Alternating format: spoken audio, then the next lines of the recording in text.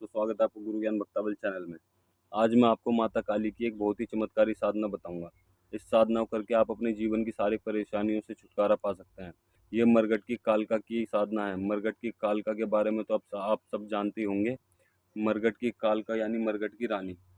जितने भी भूत प्रेत, जिंद, चुड़ैल, डाकनी, साकनी यानी कि जितने भी भूत प्रेत है, सब माता काली के अधीन है।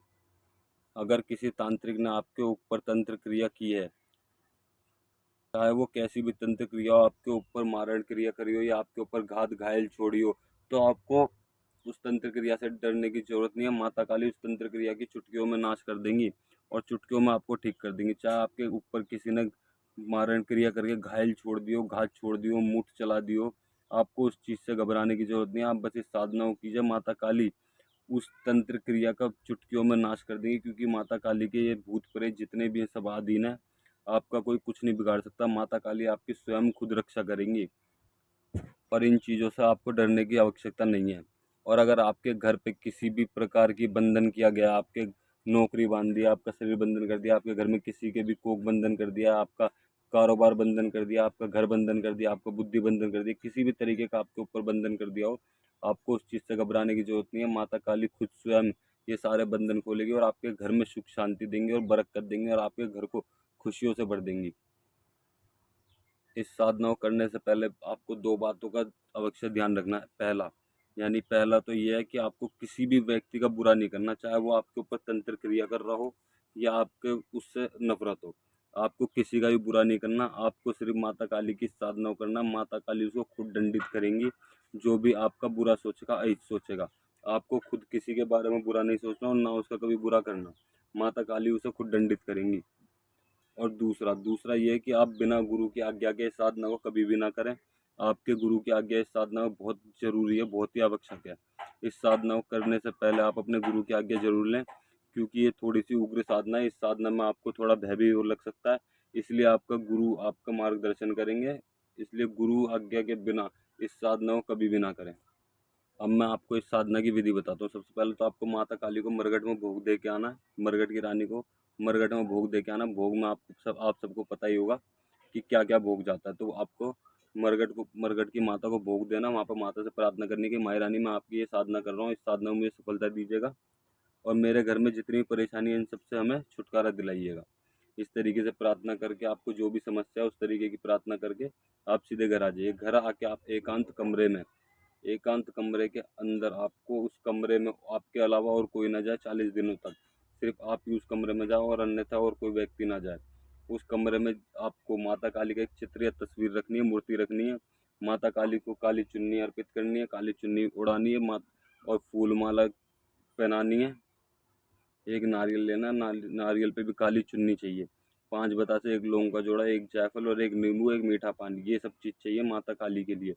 ये सब भोग प्रसाद आपको डेली नित्य माता काली को जोत पे देना और 2 लड्डू चाहिए। और काला आसन लेके आपको काले आसन पे बैठ के ये मंत्र जाप करना, जो मैं आपको इस वीडियो में बताऊंगा। ये मंत्र बहुत ही शक्तिशाली है, इसलिए बिना गुरु आज्ञा के इस मंत्र का जाप मत करना। ये मैं आपको दोबारा बता रहा हूँ। इस साधना में कोई भी आपको दिशा का कोई भी वो नहीं, आप किसी भी दिशा में बैठ के इस साधना को कर सकते हैं। और आपको निर्वस्त्र होके ये साधना करनी है, यानी बिना कपड़ों के ये साधना करनी है माता काली की। और आपको जो कुंडी आती है ना, कसोरा आता है, उसमें भोजन करना, उसी में खाना खाना। मट्टी के गिलास जो आते हैं, जिन्हें हम कुल्हड़ कहते हैं, और गिलास भी आते हैं जिसमें दही वगैरह पीते हैं हम लोग। तो उसी कटोर गिलास में आपको पानी पीना है। गिलास में पानी पीना और कटोरे में आपको रोटी और सब्जी खानी है। आप मतलब कि स्टील के बर्तनों में नहीं खा सकते, ना चीनी के बर्तनों में खा सकते। आपको मिट्टी के बर्तनों में ही खाना खाना है। इस बात का अवश्य ध्यान रखिएगा। और आप अगर मीट, मछली, दारू का किसी भी चीज़ का सेवन करते हैं, तो दारू, धूम्रपान, इन सब चीज़ों का आपको परहेज करना पड़ेगा। आप शीशा नहीं देख सकते 40 दिनों तक। बाल नाखून नहीं कटवा सकते, न काट सकते। आपको देसी साबुन से नहाना है और सरसों के तेल का आपको अपने सर में लगाना है। सरसों का तेल ही आपको लगाना, कोई भी खुशबूदार चीज़ आपको इस्तेमाल नहीं करनी। सरसों का तेल का दीपक आपको माता के सामने भी जलाना है। और आपको ज़्यादातर टाइम आपको उसी कमरे में देना है जिस कमरे में आप माता की सिद्धि कर रहे हैं, साधना कर रहे हैं, और उसी कमरे में आपको सोना, उससे अलावा नहीं सोना। और अखंड ब्रह्मचार्य का आपको पालन करना है। ब्रह्मचार्य का के कोई भी परहेज ना टूटे, अन्यथा आपको कोई भी सज़ा मिल सकती है, दुष्परिणाम मिल सकते हैं। इस साधना को करने से पहले ये चीज़ सोच लें, आपको 40 दिन पूरे करने हैं, किसी भी दिन आपको गैप नहीं देना और बीच में ये साधना छोड़नी नहीं है। इस बात का आप अवश्य ध्यान रखें, वरना आपको हर्जाना भुगतना पड़ सकता है। इसलिए मैं आपको कह रहा हूँ, आप बिना गुरु आज्ञा के साधनों को मत कीजिएगा। और अगर आप हमसे इस साधना को सात्विक रूप में लेना चाहते हैं तो हमें कमेंट कीजिएगा। मैं अगली वीडियो इस साधना की सात्विक उसमें बनाऊंगा। और हाँ, लास्ट में जब आपकी ये साधना पूरी पूरी हो जाए तो माता काली को मरघट में आपको एक भोग और दे के आना है। 40 दिन तब पूरे हो जाएंगे। माता काली को मरघट में एक भोग और दे के आना। आपको माता काली से प्रार्थना करनी कि माई रानी, अगर मैं किसी का भला करूं इस साधना से तो वो उसका भला होना चाहिए और मेरे घर में भी सुख शांति होनी चाहिए। इस तरीके से प्रार्थना करके आप सीधे अपने घर आ जाइए।